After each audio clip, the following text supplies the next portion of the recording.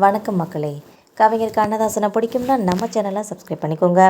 தூக்கத்தில் கவிஞர் கண்ணதாசன் எழுதின ஒரு கவிதை கண் கலங்கி போன நடிகர் கமலஹாசன். கடைசியில் அந்த பாட்டு தேசிய விருது வாங்கின அந்த கதையை பற்றி தான் இந்த வீடியோவில் ரொம்ப விரிவாக பார்க்கலாம் வாங்க. கவிஞர் கண்ணதாசனை பற்றி சொல்லணும்னா பாடல் எழுதுறதுல அவர் ஒரு மந்திரவாதின்னு கூட சொல்லலாம். அவர் எப்போ எழுதுவார் எப்படி எழுதுவாங்கிறத பற்றி யாருக்குமே தெரியாது. ஒரு தடவை இயக்குனர் கே. பாலச்சந்தர் அவர்கள் கவிஞர் கண்ணதாசன் மேலே ரொம்ப கோபத்தில் அவரை ஒருமையில் திட்டி தீர்த்துருக்காங்க. அந்த சத்தத்தை கேட்டது அரை தூக்கத்தில் இருந்த கவிஞர் கண்ணதாசன் யாருக்கிட்டேயும் பேசாமல் ஒரு கவிதை எழுதி வச்சுட்டு போயிருக்காங்க. அந்த கவிதையை பார்த்ததுமே நடிகர் கமலஹாசன் அங்கேயே கண் கலங்கி அழுதுருக்காங்க.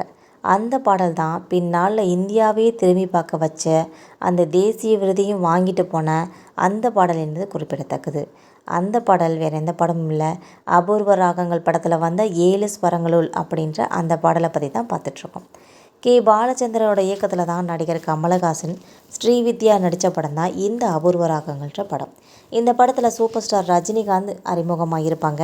இந்த படத்தோட படப்பிடிப்பு ரொம்ப விறுவிறுப்பாக நடந்துட்டு இருந்த அந்த காலகட்டத்தில் ஒரு முக்கியமான காட்சிக்கு ஒரு பாடல் தேவைப்பட்டிருக்கு. அதுக்காக கவிஞர் கண்ணதாசன் படப்பிடிப்பு தளத்துக்கு வந்துட்டாங்க.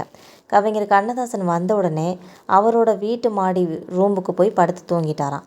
ரொம்ப நேரம் ஆகியும் அவர் வராமல் இருந்ததுனால டென்ஷனான பாலச்சந்தர் அவர்கள் இசையமைப்பாளர் எம்.எஸ். விஸ்வநாதன் கிட்ட என்ன பாடல் பதிவு செய்யலாமா அப்படின்னு சொல்லி கேட்குறாங்க. அதற்கு எம்.எஸ். விஸ்வநாதன் கவிஞர் தூங்கிக்கிட்டு இருக்காங்க, நாளைக்கு பார்த்துக்கலாம் அப்படின்னு சொல்கிறாங்க.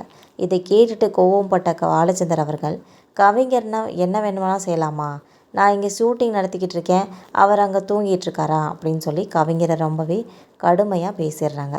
பாலச்சந்தர் சொன்னதை கேட்டுட்டு நடிகர் கமலஹாசன் மாடிக்கு போய் பார்த்தார். அங்கே கண்ணதாசனே இல்லை. ஆனால் அவர் படுத்திருந்த இடத்துல பக்கத்தில் ஒரு காகிதம் மட்டும் இருந்திருக்கு. அதில் கவிஞர் தன்னோட கைப்பட ஒரு கவிதையை எழுதி வச்சுட்டு யாருக்கிட்டேயும் சொல்லாமல் கிளம்பி போயிருக்காரு. பாலச்சந்தர் பேசின எல்லாமே அரை தூக்கத்தில் இருந்த கவிஞர் கண்ணதாசனோட காதுகளில் விழுந்து தான் இருக்குது. அதை அவர் கேட்டு தான் இருந்திருக்காரு. அதற்கான பதிலை தான் தன்னோட கவிதையோட வரிகளில் எழுதி வச்சுட்டு போயிருக்காரு. அந்த காகிதத்தை எடுத்து பார்த்ததுமே நடிகர் கமலஹாசன் அதில் இருந்த வரிகளை வாசிச்சுட்டு 7 ஸ்வரங்களுள் எத்தனை பாடல், இதய சுரங்கத்துள் எத்தனை கேள்வி அப்படிங்கிறத படித்து பார்த்துட்டு கண்கலங்கி போயிடுறாங்க. அந்த வரிகளோட ஆழத்தை பார்த்து தன்னோட 19 வயசுலே கண்கலங்கி அழுதேன்னு சொல்லி ரொம்ப நெகிழ்ச்சியாக சொல்லியிருப்பாங்க. இதை விட ஒரு சிறந்த தத்துவம் யாராலையும் சொல்ல முடியாது, எழுதவும் முடியாதுன்னு சொல்லி நடிகர் கமலஹாசன் அந்த தருணத்தை பற்றி ரொம்ப நினைவாக சொல்லியிருப்பாங்க. மக்களை இந்த தகவலை பற்றின உங்களோட கருத்துக்கள் என்னதையும் இந்த வீடியோ உங்களுக்கு பிடிச்சிருந்தா மறக்காமல் சப்ஸ்கிரைப் பண்ணி பெல் ஐகானை கிளிக் பண்ணி வச்சுக்கோங்க. தேங்க்யூ.